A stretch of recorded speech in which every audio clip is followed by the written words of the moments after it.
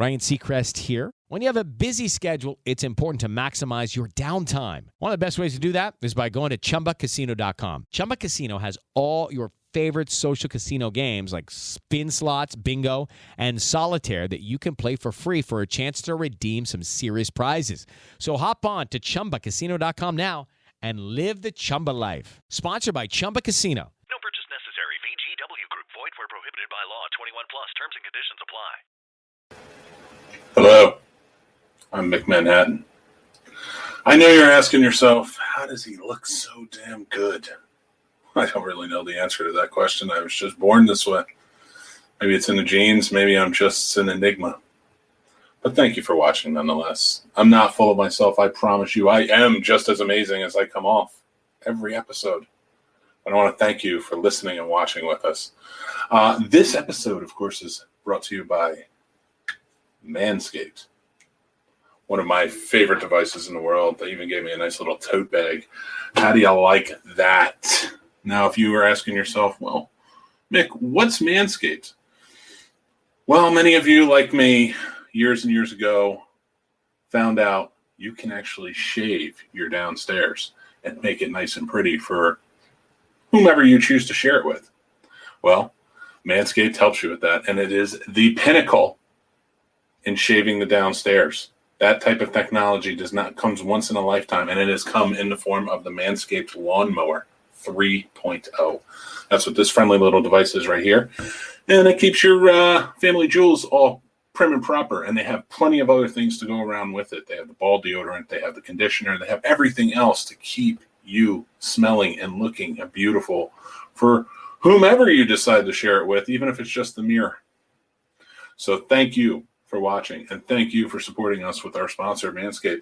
Head over to manscaped.com and use promo code SNOBS, SNOBS, for 20% off and free shipping. And until next time, I'm Mick Manhattan. Welcome to the Scene Snobs Podcast. What's going on, everybody? I am Mick Manhattan. I'm the host here of the Scene Snobs. I just want to say thank you so much for joining us tonight. As you know, the Scene Snobs Podcast is live every Tuesday night. I will say this. I am solo. I'm the first time solo. Truly fearful thing. I'm the first time solo in, no lie, almost a year.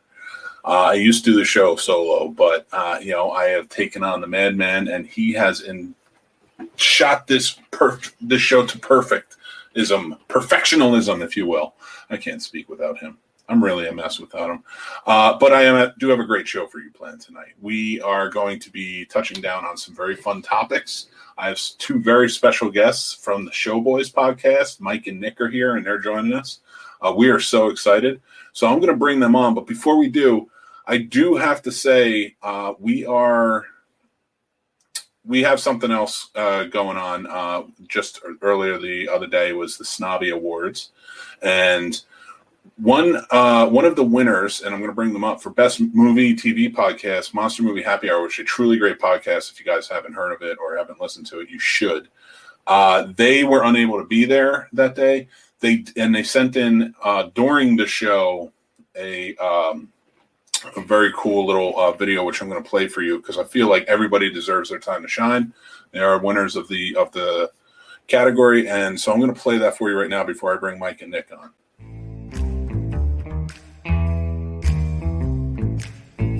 I'm Dave. I'm Scott. And I'm Mary, and we are the Monster Movie Happy Hour. That's right, and we'd like to thank the Scene Snobs for awarding us the 2021 Snobbie Award for Best Movie and TV Podcast. We're really thankful. You know, it's really an honor because in the end it means that we just have even greater opportunity to share three of life's greatest gifts. Cocktails, monster movies, and friendship. So thank you and cheers. Cheers. Cheers. Clink.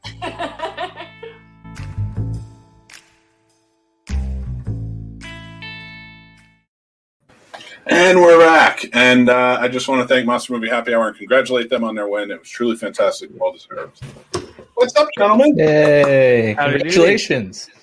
welcome to the show. Thanks for coming on. Hey, thanks for inviting us. That was an experience. It was great. I have to say, we've been wanting to get you on for a while. Unfortunately, Casey couldn't be here, and I know he's really bummed. He just had some stuff he had to take care of.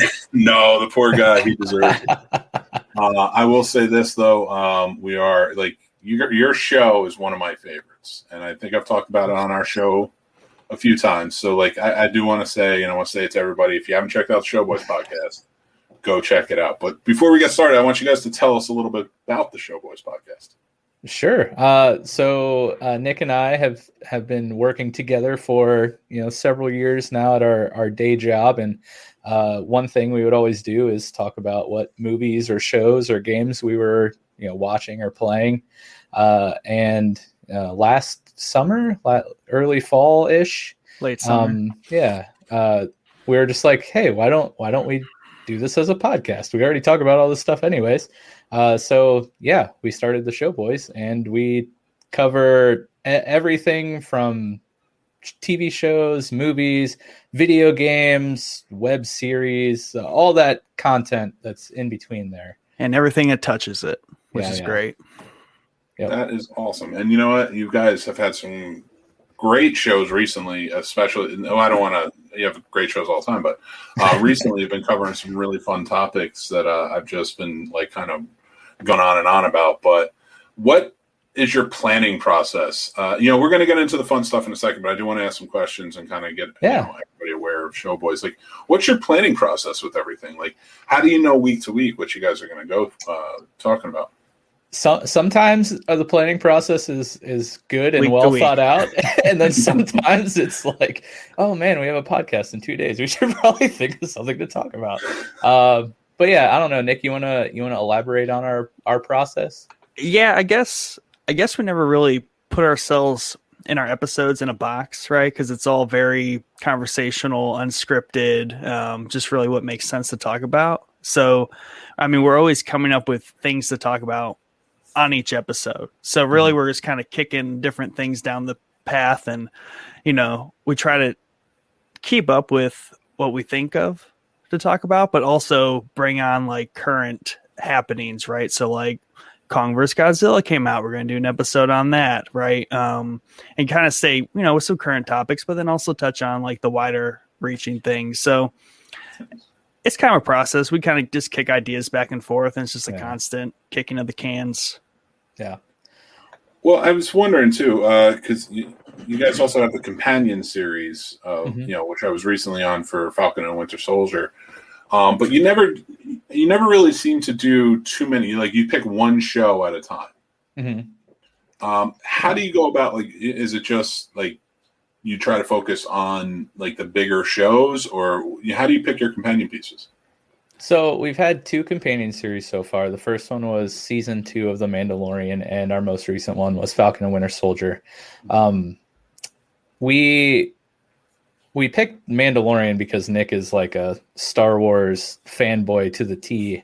And, that just happened to be starting right around the time that, we were kicking around the podcast idea. And it happened to work out really well because new episodes released weekly on Disney Plus, and it wasn't like a Netflix release where they just throw the whole season out and you can binge the entire thing in 8 hours. So unintentionally, we decided to go with a show like The Mandalorian because of the weekly release schedule, and it just gives you time to really digest and talk about each episode each week. And for shows like that, at least me personally, when I'm watching something, I like to scour YouTube and be like, what are people saying about, WandaVision episode 2? I got to see what, people are speculating and whatnot. So we try to pick shows that have the weekly release over just throwing the entire season all at once on a streaming service. But we just like to pick what we enjoy watching, really, right, Nick? Yeah, and part of it, we like to pick shows that play to both our strengths and weaknesses. So Mandalorian's a good example where I'm kind of like the Star Wars savant, Mike at the time knew nothing about Star Wars. He was just starting his Star Wars journey. So we thought that would be a really cool dynamic, right? Because he kind of would act as the audience as far as, it would prevent, two hosts from glazing over very obvious facts, to people who know everything about Star Wars. And Mike kind of played the role of, guiding and keeping the conversation. Viewer. Yeah, right. So, I mean, and then like with Falcon and Winter Soldier, you got Mike, who is, I would say pretty average, maybe a little above average, tied into the MCU. But then you have Jordan, who is all in on the comics, and he knows the history and he knows all the stuff about it. And he obviously like predicted the whole entire thing. And we like to have that dynamic. And I think that's going to be a little trend we have with our upcoming companion series.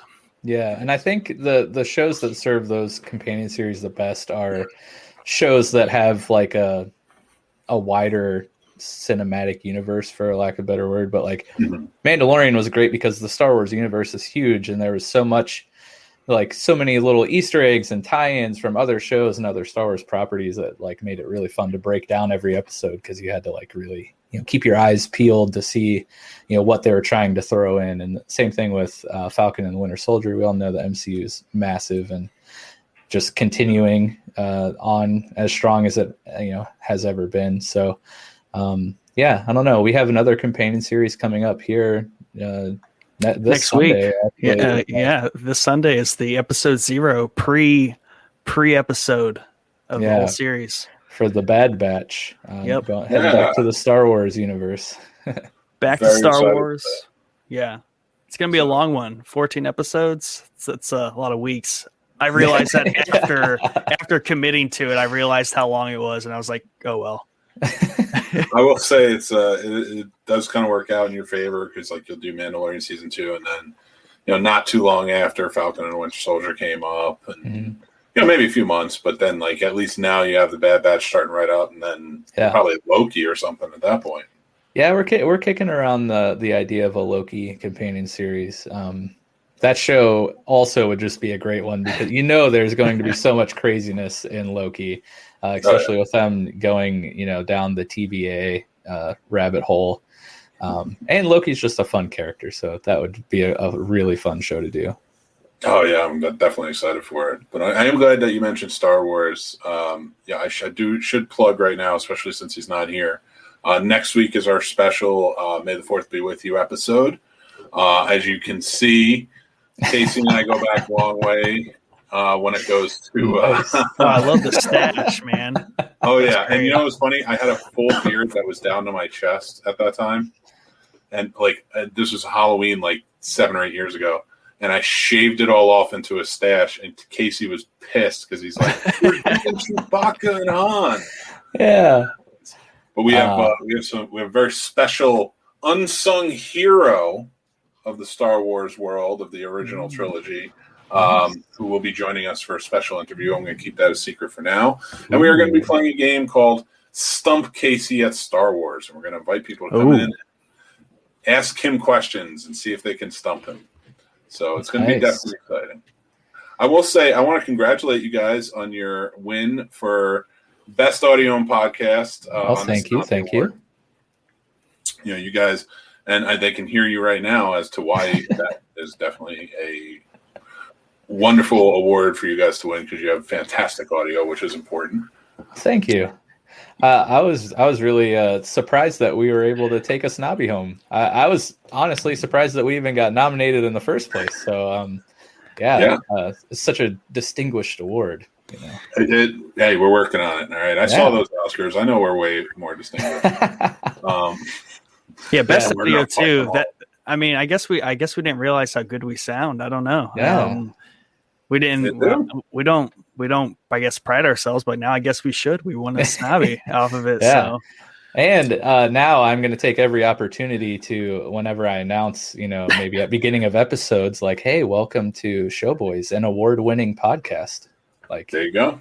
I'm going to milk that cow dry. You'll even have it's already begun. To go with it. You have certificates, your shot glass trophy, and you will also get a PNG of the Snobbie Award winner. So you'll be getting some stuff. It just takes time. You gotta give me a little time. We all have time. Yeah, but I am excited, definitely to see what you do with Bad Batch because you have great companion series. But your show, your general show each week is so much fun to listen to. I listen to it mostly on, and please do not take offense to this, but I think it's amazing. I've told Mike this. I listen to it at night on Saturdays, Sundays when I'm relaxed because you guys have such a soothing tone that I'm like, I can rest to this and just try and chill out and listen to it. Because I can't listen to a podcast where they're like in your face, when I'm trying to relax and chill out. I listen to the show boys. Oh, thank you. It's great conversation as well. Yeah, we try not to go over the top, I guess. We like to keep a nice even kilter. Yeah, and that's a good thing.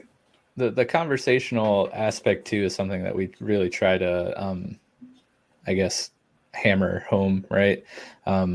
We try to keep the conversation during our episodes as natural and as organic as possible, so much so that when we do pick our topics, that's like all the other person knows about what's coming to the episode. We don't share notes or talk about the episode before we get on the episode at all. We're just like, hey, we're talking about Star Wars today. And then awesome. I feel like that really helps the conversation just stay natural and flow. Well, that's a great way to be about it for especially for podcasting because it just keeps the conversation going. At this point, I don't think Casey and I are going to run out of things to talk about. We've been doing this together for way too long that we just turn anything into a conversation. And I'm not saying it's gold. I'm not saying that this is not a compliment to us. I'm just saying, we just don't get bored of talking. Oh, that paper straw. That's a wonderful paper straw. And then we can just go on for about an hour and a half. But doesn't mean you'll like it. Well, don't sell yourself short. I've been listening to you guys for several months now. The Tuesday podcast is always entertaining and fun. We appreciate that. And it's definitely the topics. I have to say that because they're always a lot more fun than we are.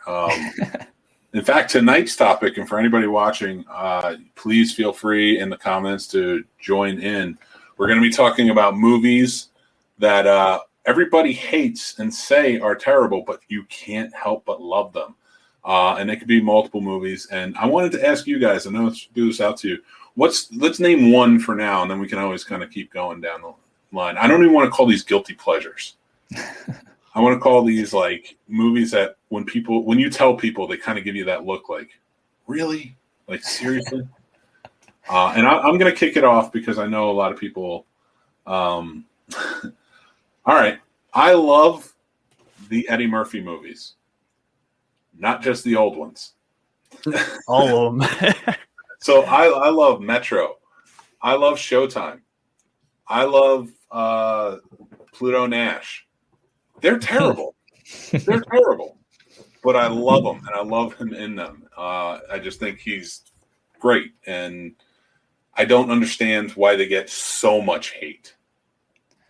Yeah, so what what's the factor for you? Is it just Eddie Murphy, or he's definitely he has to be one of the factors for sure. Right. I didn't understand all the hate on the sequel of Coming to America because it got a lot of people saying they liked it, but I also got a lot of people saying they hated it, and I was like, really? I was like, because you guys really hate a lot of his stuff. Where I'm like, do you have to hate this? The Haunted Mansion, was it really that terrible? Right. Does it really stick out as Pluto Nash? I don't know. I know it's not great, but for what it is, I'm like, it's a space caper movie. Whatever, it's fun. Right. Yeah, I think that just across the board, some people go into certain movies with the wrong idea. I find myself just on a personal level, I enjoy most of what I watch just across the board. I guess I'm a lot like, I don't know, Kevin Smith, I guess, who if you listen to any of his shows, he barely ever talks bad about anything that he's seen. And I don't know.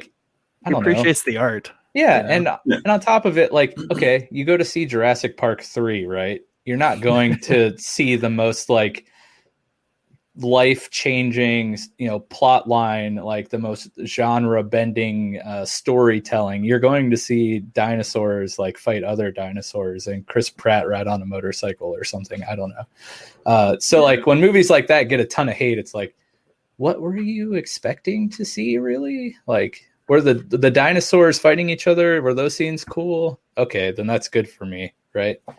Yeah, you get a lot of that too, where it comes back and forth, and people hate the Transformers movies, but then they're like, Pacific Rim is the best, and I'm like, it's the same shit. That's a good pick. Transformer movies, Michael Bay movies in general. Yeah, exactly. I listen.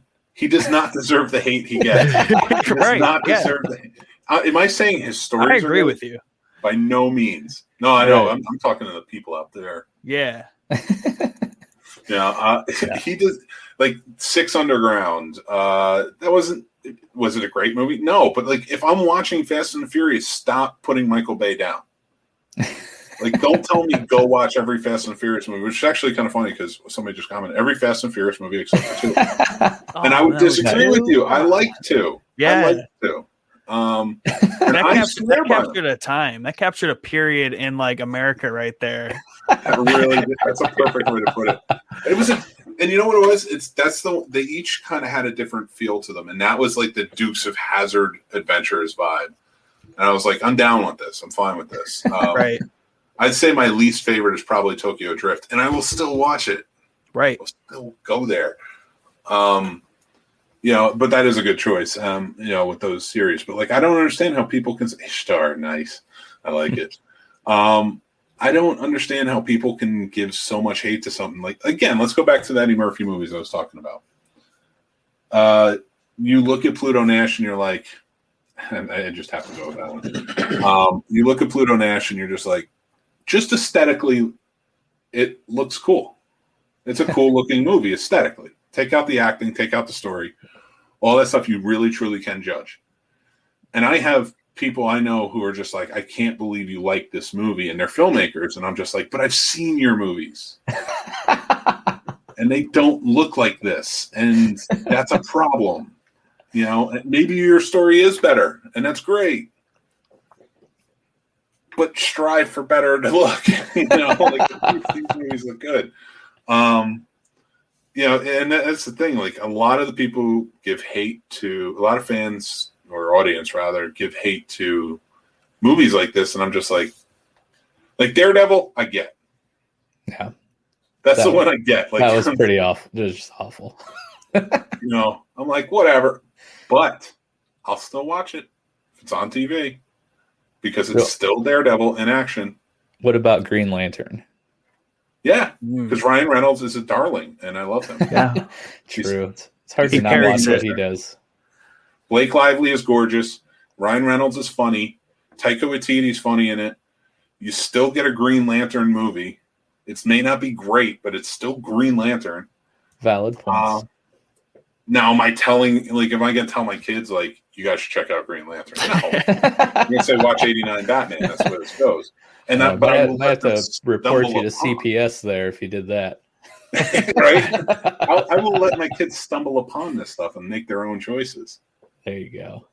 But The Phantom, that's another good one. These are some really good choices. But I want to hear from my guests because I know I've talked a lot. So I'm going to shut up. And I want to hear some movies that you love that people hate. Why don't you start us off, Nick? Okay. I mean, you kind of did 3. I feel like rattling off 3 just to match your 3. But go for it. Adam Sandler movies. I mean, the newer ones, like, people seem not to like them, but somebody's watching them, on Netflix because they keep making them and they're not unpopular, but no one's going to be like, oh, that's a great movie. They're worth watching at least once. And if they happen to, if Netflix worked more like television, you'd be stuck watching them. I don't know when the effect of Netflix kicks in where you just like randomly click like, oh, I've seen that. Let's watch it again. The watch it again section. But I think, and I can't broadly find anyone that's ever like big hoorahs with me here, but like X-Men First Class, like I love that movie. Those ones right there with all the new actors, they're younger and all that stuff. But every time I'm ever like, oh, those are great. Like, can I, I need those in my life. Everyone's just like, meh. I'm like, come on. I think First Class is one of the best ones. Yeah. And real quick before you say your third one, because we did get a comment. Oh, I love the X-Men First Class movie. Yeah. Says, GNN says 50 First Dates, Click. Blended, and Click. Click. Those are his three best, in my opinion. Click was a Well, great Wedding Singer should be on there. Right. Wedding Singer probably before Click, but I love Click. Just that part when he like is in the hospital bed and he's flopping his stomach around. I mean, come on. Yeah. It's my fat, and I'll do whatever I want with it. Yeah. Yes. Nick, you got to tell me the next one, man, because I know we're going to be kindred spirits on this one. All right. Maybe. The Warcraft movie. I mean, me and Mike are big fans of that, and that was just a stinker in the box office, and it basically killed it here in America. Hope China's carrying some hope for us and seeing a second one, but I thought that movie was just awesome. Yeah. I mean, I don't think there's anything wrong with that movie other than it's just too much fan service to the fans, but there's at least 20 million World of Warcraft fans out there. So that would be enough to do some profits. I mean, I don't know. I mean, come on. I can't even believe that. I totally forgot about that movie, but you're so right. That was such a great movie. I liked World of Warcraft. I never played World of Warcraft. I don't know any of the storylines. I'm not into the game or anything. I'm not against it, but that's even better. Going in, I didn't know anything, and that helped me. Nice. That's even better. See, we got someone who does not know anything about it, like the movie, because it's a good movie. Yeah, I thought so. So how about you, Mike? What do you got for me? Well, first off, I asked my wife this because I was having a hard time coming up with my list, and she was just like, everything that you watch, I hate.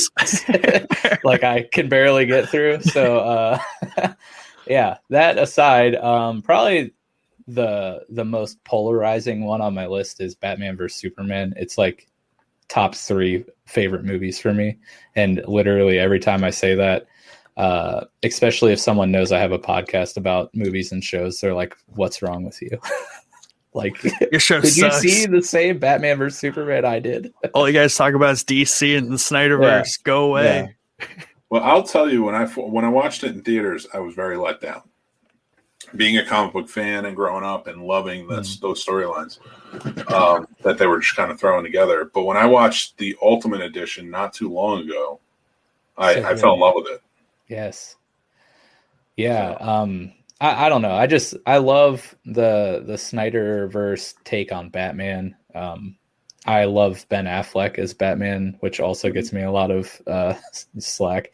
But I don't know. I like, as much as I like comic accurate things, I also appreciate, some room for creative vision, right, and interpretation by the creator.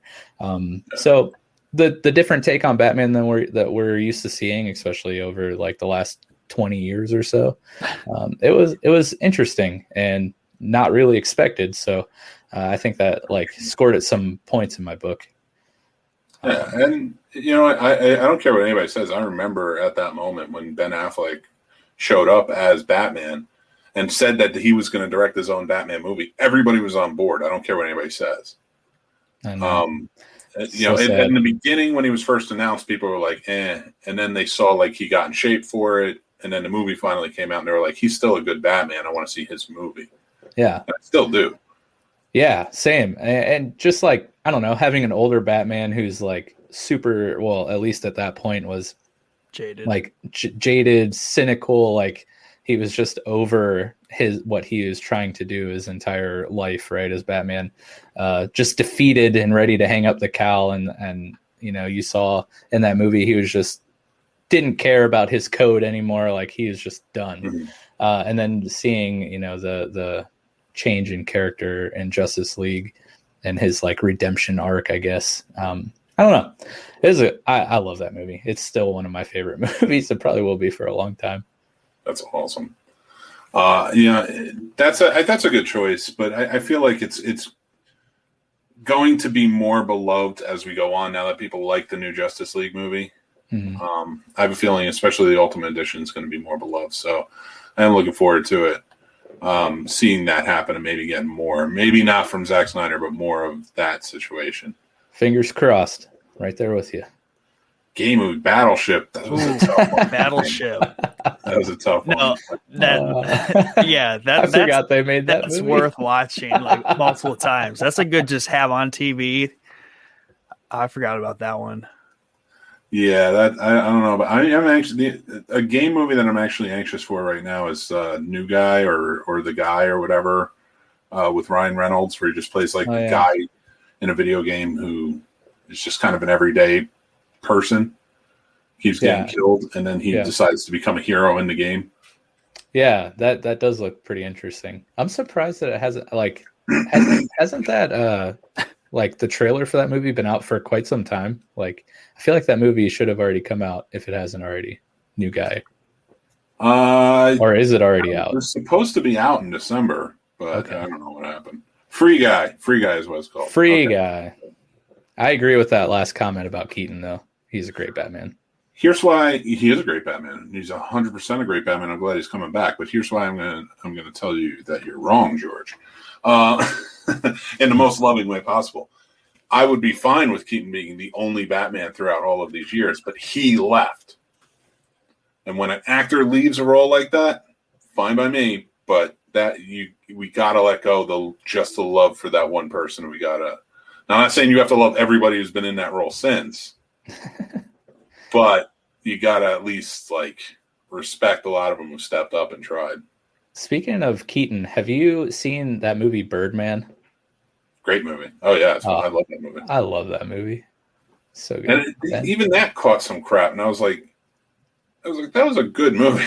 It's like people are forgetting. And so is those like one-off movies that just catch all the extra hate for no reason. You're like, this doesn't deserve it. Yeah, but like Eddie Murphy movies, they're the joy of everyone's life right now, and they just don't know it. One movie I will bring. I keep going back to Eddie Murphy, and this was not. I swear to God, this was not. Welcome to the Eddie Murphy Show. It's your pick. You can go back to it as much as you want. Well, one of the best movies Eddie Murphy ever made was Bowfinger with Steve Martin. And being a filmmaker in Los Angeles and having lived that life, a lot of the things that they do in guerrilla style filmmaking, you're just like, yeah, I know that. I've done that. This has happened. And a lot of it's like very exaggerated, but still like there's a base of truth in there. And that filmmakers only get, Mm-hmm. So that's why that movie will always be endearing to me. But it was also just a really good movie.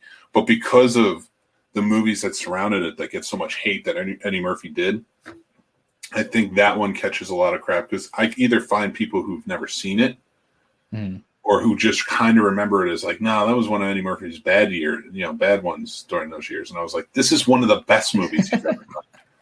And you people are idiots for not watching it. Yes. Bunch of dorks. So if anybody hasn't seen it, I do suggest you get out there and check it out. But and check out Pluto Nash, check out Showtime, why not? Flubber. No, Robin Williams. Anything Robin Williams was in, I will watch. I don't care. I don't care what people say. Tell me Robin Williams, even if it's a bad movie, he was great in it. I can agree with that. You better agree with that. You better do it a little more lively. Listen, I want you guys being like, yeah, you're damn right, Robin Williams was the man. That's a national treasure right there. Yeah. I don't want to give people the wrong impression about our docile tones. I don't want to get too excited for them after you set us up. You better get excited. Listen, I'm missing the Madman tonight. The Madman is the one that brings all the pep. And he is a crazy person. He is literally a nut. He's nutty. He is, but it's such a beautiful way. Robin Williams' best, Dead Post Society. Oh my God, George, you're killing me, man. I'm kidding, of course. Dead Post Society is a wonderful movie, but I don't know that I can get behind it. One of Robin Williams' bests because he was in it so little. He's only in it for like 20 minutes in the movie. Yeah, I guess that's true. But he has like that speech that everyone just freaking loves in the classroom. But his monologue from Good Will Hunting, when he's talking about Will, and he's just like, you don't know anything about life. You've never been out of Boston. That's his best speech, in my opinion. And then you have Good Morning Vietnam, which was hilarious and great and wonderful. And then you have Popeye. Everybody shits on him. Popeye was amazing. I love Popeye, and he was brilliant in it. Yes. Robert Altman. A treasure. These are all treasures right here. Don't you tilt back. I saw you wearing your pajama bottoms. Hey, man. It's my podcasting attire, you know? Don't feel spoil bad. The secret. I'm doing the same thing. Yeah. Everybody, they're black, so like if I tilt back, everybody's going to be like... He only has half a torso. Yeah. Plus, it's like... my basement is always ridiculously cold, so I basically get hypothermia every episode too. Where are you guys living? Yep, up in Northeast Ohio. I knew that. And you guys just got snow. Yep, last week. It was real nice. Went from like 75 to 3 inches of snow the next day. Yeah, it's 80 today. You guys need to stop it. All right, seriously. Tell Ohio to cool it. We're in these basements. We can't really control what's going on in the outside world. Yeah. We don't care. Yeah, you should have known we were from Ohio. We're indie podcasters. That's where everyone's true. from. That is true. Everybody's from Ohio. I think it's me, Jeff Gloskin, and the Son Nobodies are from like anywhere else.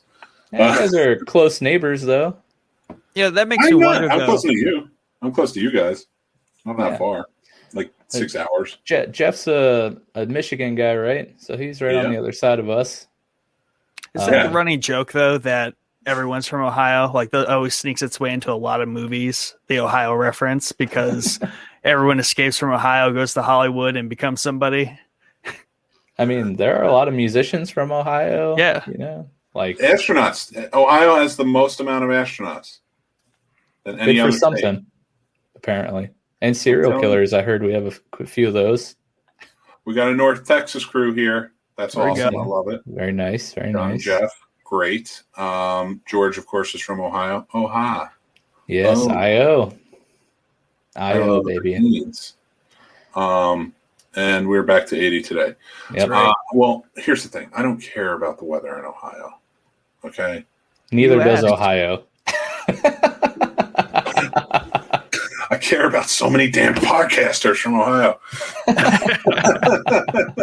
There are so many. I feel like if there's ever a podcaster convention, it's got to be in Ohio. No, Kentucky, just to meet some people halfway. That would be a good one. I want Nashville, Tennessee, man. There we go. Good music, get hammered, meet everybody that Ohio has ever produced. Yep. You know, because they'll all be there. Get us out of Ohio. Yes. Yeah. Get me out of Virginia. Yeah. I guess when the Snobbie Awards is actually in a palace somewhere. There you go. You know, we can afford to do an actual show. Then everybody from Ohio can show up. Maybe 2 years from now, you can rent out the Horseshoe over in Columbus, and we can pack that place out. Have the 3rd annual Snobbie Awards. Here's the thing: if the Snobbie Awards ever becomes a big thing, and it becomes like a main award type thing for podcasters. You know that the National Hall of Fame of Podcasters is going to be in Ohio because that's where every Hall of Fame is. Yeah, that's a good point. Got the Football Hall of Fame, you got the Rock Hall of Fame, and we're going to have the Podcaster Hall of Fame somewhere in between. This will make Mike happy. We'll put it in Akron. Oh, no. Akron is the worst. But it needs a Hall of Fame. You got the football in Canton. You got the rock and roll in Cleveland. You said in between. We're not putting in Macedonia. I will say, my favorite part of The Boys on Amazon Prime, definitely the Akron line. Like, I was crying on my couch because I could not agree anymore. Isn't that where they sent the what's his name? Where they sent the deep. Oh no, they sent him to Sandusky. Sent him to Sandusky, and they're like, well, at least it's not Akron. Yeah. Oh God! I was like, yes, you get it. You guys get it. Oh man, what is wrong with Akron? I think it's got a great name. Yeah, it's a great city. Mike's just a hater. Yeah. Well, I tell you guys, you know, coming down from it, I have met a lot of people during podcasting that are great people from Ohio, yourselves included, and a lot of great filmmakers. Independent filmmakers are from Ohio as well. I find. and I watch their stuff, and those aren't the ones where I'm just like, go watch Pluto Nash and learn how to shoot a movie. Those are not the ones. They're elsewhere. But Jesus, I can't believe I just said that.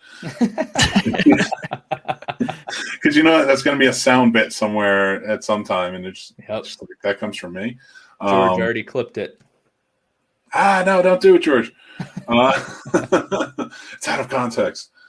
But we talked about movies. We didn't really get too deep into them, but I want to ask you guys before we go there. What are some of your favorite? Because this is a movie podcast, we do mostly movies and TV. Mm-hmm. What are some of your movies that inspired you? Can't say Star Wars. No, Star Wars doesn't inspire me. It entertains me. That's about it. Two different things. Great line. Yeah, it's a great line. Yeah, you don't have to be inspired to be entertained, and vice versa. So, man, that's a tough one. Inspired me. Yeah, that is a tough question. All right. Well, think about that one, but I'm going to ask you another one. Okay. Everybody has TV remote dropper movies. That means, and I'm going to use my Manscaped Lawnmower 3.0 to prove my point. The pinnacle of shaving technology. Use promo code SNOBS, SNOBS, for 20% off and free shipping at manscaped.com. Anyway, so. That was a smooth plug you had there. Well, yeah. Smooth as your... All right. So you're watching TV. Some people still do that. A movie is on, and you're just like, that's it. I'm just sitting and watching. I'm not doing anything else until this is over.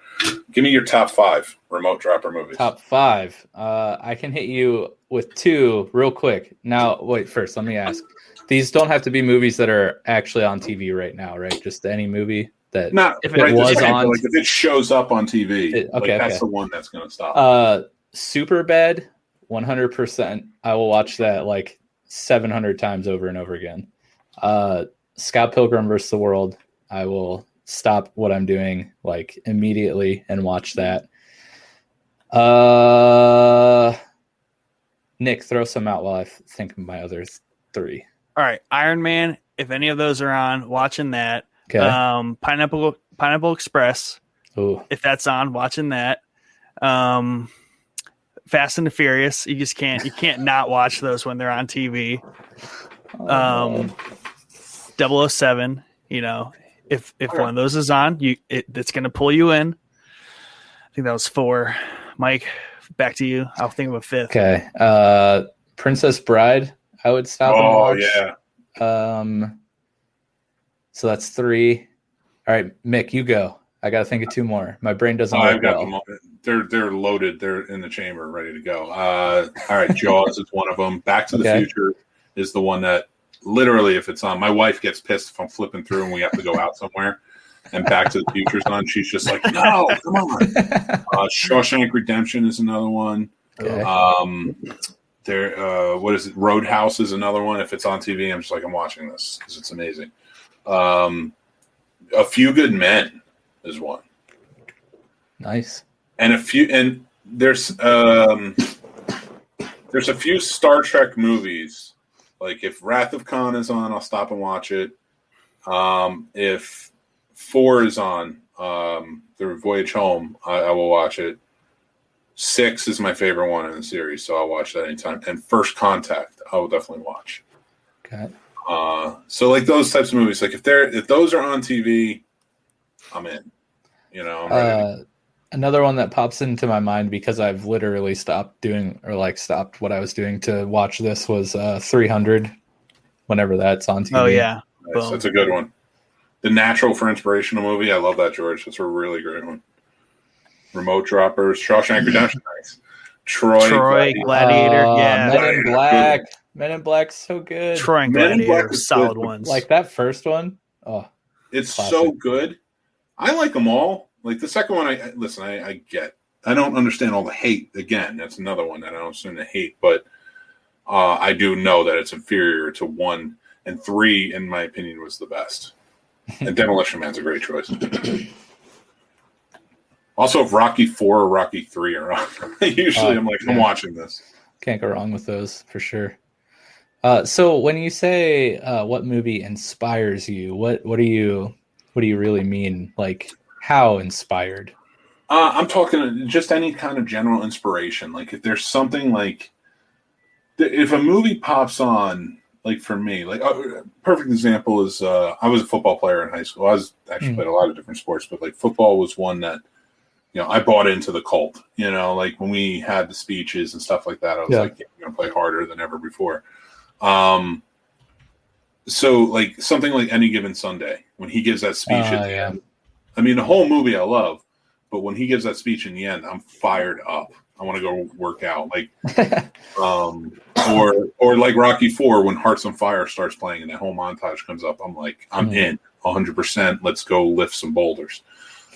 But like also like inspired writing, stuff like that. Like if I watch Casablanca or I watch, some older movies, like I'm like, I need to sit down and just write for a while. So like movies that will be on. Back to the Future inspires me in a way that's like, I just need to be creative when I watch it. Mm-hmm. I need to do something creative because it's my favorite movie of all time. And it's one of those movies that just like the nostalgia hits for me. The inspiration of the movie still to this day, I've seen it got to be over 400 times. And that's not even an exaggeration. Like I've seen it like way too many times. And I when I watch it, I'm like, it's still like the thrills me at the end. Like, is he going to make it? I know he makes it. I've seen it enough. But I'm still like, is he going to make it? Is he going to hit it in time? Is he going to get there to plug it in time? Like, it still gets me every time. But that inspires me to be like very creative. Maybe I'll draw or I'll, write or something like that. Yeah. But sports movies inspire me, like working out or keep going. Invincible is a great choice. That's another one that's pretty inspiring for me. So like just anything that inspires you to better yourself. Okay. To go off of like creative inspiration, I would say like Cloverfield, which sounds weird, but I loved the ARG that they did for Cloverfield, like in their promotion for the movie. So I don't know if you're familiar with that or if your listeners are familiar with that or what ARGs are in general, but they're alternate reality. Yeah, we do have an episode on ARGs, but basically it's like an interactive, it's called alternate reality game, but basically it's a way to engage your audience in the storytelling. And what Cloverfield did was they dropped a lot of like clues and movie posters and made fake real websites from corporations that were in the movie but not really like explicitly shown in the movie, but they were just kind of like side stories or whatever happening behind the scenes. And the ARG for the first Cloverfield is so crazy. Like you can go, there's tons of videos on YouTube explaining it all, but just like the level of creativity that went into creating that ARG for that movie just always inspires me to be like, I wish I could do something that creative. So just go do something with your mind, like try to do something creative. But yeah, I guess like any ARG really kind of does that for me, but Cloverfield's probably the most like mainstream ARG that people might have experienced, Oh yeah. I will tell you this too, in terms of especially having been a filmmaker and like being a content creator now, anything by Quentin Tarantino. If I watch something by Quentin Tarantino, like I get in a very creative mood. Yes. Right. Long dialogue, just the writing there, how it all pieced together.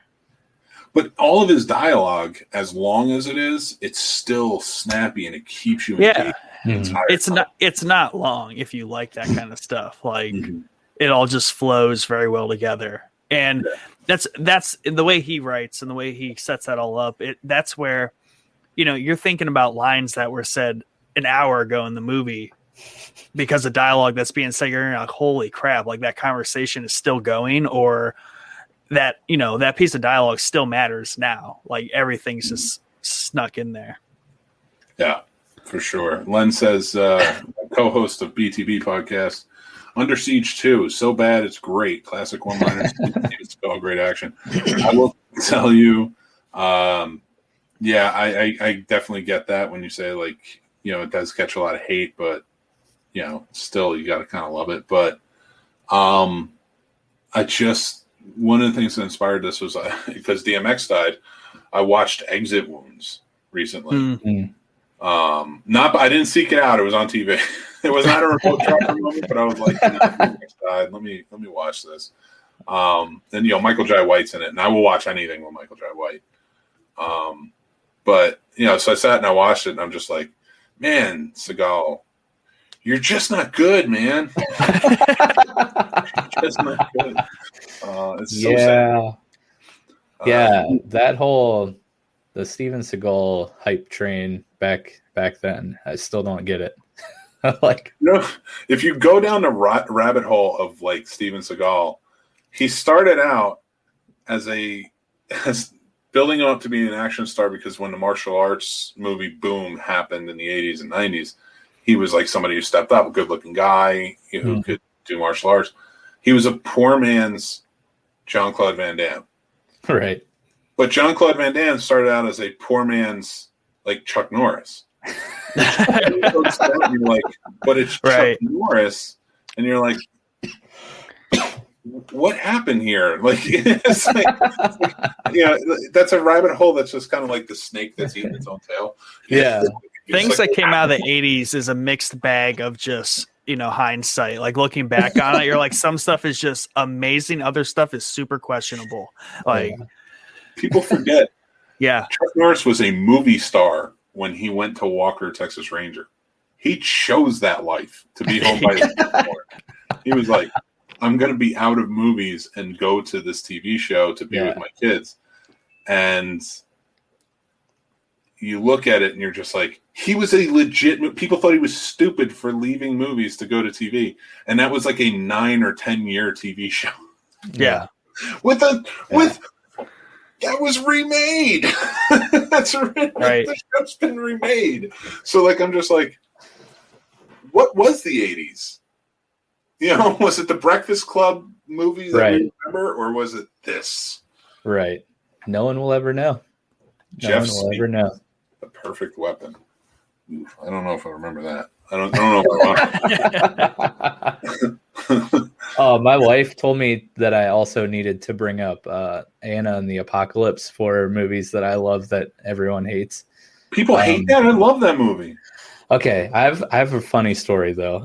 I have like a new blossoming friendship in my neighborhood with a dad that lives down the street. Our daughters go to school together, and we would get together, watch the Cleveland Browns games, this season or whatever. And we had this nice like blossoming friendship going. And I was like, "Hey, you like movies? It's around Christmas time. I have this great Christmas movie you should watch. It's really cool. Just don't look anything up about it. Just watch it. Trust me. Like, don't worry about it." He's like, "What is it?" I was like, "Go, just throw on Anna and the Apocalypse. It's great." And I get a text like 45 minutes later. He's like, "What is this?" He's like, "I'm not saying I hate it, but I'm also not saying that I like it." Why did you recommend it? That's the question. I was like, okay, maybe that was a poor first recommendation for a new friendship, but we're still friends, so it wasn't that bad. But yeah, everyone I've told to watch that movie has hated it. I loved it though, and I know you're a fan of it. I love that movie. That movie for me, like hands down, was just wonderful in so many ways. And I don't know how people don't like that movie. The music's original. It's wonderful. Yeah, it's great. I mean, how can you go wrong with a Christmas musical in a zombie apocalypse? I mean, so good. Yeah, it's so good. It's genius. I can listen to that soundtrack just unironically. Just listen to it. It's not bad. Len says, Chuck Norris, by the time he started the TV show, he was already a washed-up movie star. No, he was not. No, he was not. You say that to Chuck Norris's face. Ooh. Yeah. What? No, he was in, because that started in 1993, and he had movies that went past that were hits. So, he was not a washed-up movie star. He had Hellbound was actually a pretty big hit for him, and that came out in 94. So, Sidekicks came out a year before that, and that was actually a pretty big movie. You had The Hitman, that was pretty, and now listen, I'm not saying that with the top earning movies of those years, they were, were the best. But like for Chuck Norris was a movie star and those movies were hits. He was a draw. So he started doing a TV show in the middle of that ran for 10 years. Jesus Christ. I can't even know it. My wife says she thinks The Departed is a stupid movie, and I love it. Oh my God. Such a good movie. Inspired. I'm inspired by that movie. Yeah, 100%. I love that movie. George, you keep on loving it. It's a great movie. Okay, fine, sidekicks. Shut your mouth, Len. I will say, listen, guys, we are coming up. I do appreciate you coming on tonight. This is a lot of fun conversation. I think we've learned a lot about each other. Yeah. We like, as always, we love, hanging out with you, and thank you so much for having us on your show. Well, I need to ask you guys each one question. You need to answer me honestly. Okay. Do you like the Scene Snobs podcast more than Akron? Yes. No. I mean, you could not even have a podcast and ask me if you like your podcast more than Akron. I would say yes. Nick, you're a bastard and I hate you, but I thank you. That's my role. That's my role here. Your honesty was you like, Nick thinks I'm joking, but my hatred for Akron is real. It is true. God damn it. I do not like Akron. My love for it is true as well. So we divergent there. I just want to thank you and everybody. You need to go check out the Showboys podcast. It's so much fun. You can check them out if you're on my YouTube. They're actually linked below. I linked their show. Thanks, my favorites. I often share your stuff, so you can always check them out. But just go look them up. Showboys podcast, Snobbie Award winner. If that means anything. Award-winning podcast. Best in audio. I like how you're taking out the snobby part and you're just like award-winning. Yeah. So. Yeah, and hey, we've had you on a couple episodes. You were the first interview that we had ever done, which was a super fun episode. So you should check that out. And then, like you said earlier, you were on our Falcon and Winter Soldier penultimate episode, which was a really good episode. It was. So, you guys are kicking ass with your shows, man. They're so much fun to listen to, and you guys are very well informed. So it's just a good time. So everybody needs to go check out the Showboys podcast. Stop screwing around. After you listen to this show, go check them out. It's a perfect companion piece. So listen to this man. Also, Mick, give me your Venmo after this so I can slide you that corner. That's how I make the money. That's right. You thought it was Manscaped, but it's all these paid plugs from Showboys. I want to say, everybody, thank you for watching right now, and anybody who listens in the future, really appreciate you. You guys are amazing human beings. Remember to check out our sponsors, Manscaped. Again, our promo code is SNOBS, and you can go to manscaped.com for 20% off and free shipping. You can also head over to Kimball's Cookies on the Facebook and order some delicious cookies. They've been a wonderful sponsor for us for quite a while now, and we love them. They taste delicious. So until next time, I will say this. Go check out Carpool Shenanigans at 10:30. They have a great show tonight, so it's going to be a lot of fun. They're hilarious. A little more risque, but you need to get in there, and you need to watch them because the sexiness and the vulgarness just adds to the beauty. But yeah, so until next time, my partner Mad-Man will be back for our very special Star Wars episode next week. I'm Mick Manhattan. Go check out the scenesnobs.com. Go check out the Showboys podcast. And we love you, so we'll talk to you later. Bye. Peace. Everybody say goodbye again, because I forgot. Goodbye. Second goodbye. Now here's the outro. We love you, everybody. Take care. And that's our show, everybody. Thanks for listening or watching, wherever you're checking it out. This show is brought to you by our sponsor, Manscaped. Go check them out. They are saving our balls, and they can save yours too, or somebody you care about. It's a pretty awesome device, so go check out what they got, the Lawnmower 3.0, the Weed Whacker, and more. It's a great gift for Father's Day, birthdays, weddings, anything. So yeah, head over there and use promo code SNOBS, SNOBS, and you'll get 20% off and free shipping. Also, we'd like to thank our super fan patrons. They are all Scene Snob family to us. They support us every month, and you can be one too. So head over to the Patreon channel, the Scene Snobs, And it's $5 a month, and you can join in with helping support us and get the free perks too. Also, you can follow us on social media. We are on everything at the Scene Snobs, so Instagram, Twitter, TikTok. We are on Facebook, the Scene Snobs. Everywhere. We have fun stuff always going on, always have contests and stuff, so go follow us, check us out. You can go to our link tree by going to thescenesnobs.com. There's our link tree, there's our Patreon, there is all of our shows and the links for all of that, so thanks again for checking it out. Just head over to thescenesnobs.com where everything is, and we will talk to you soon.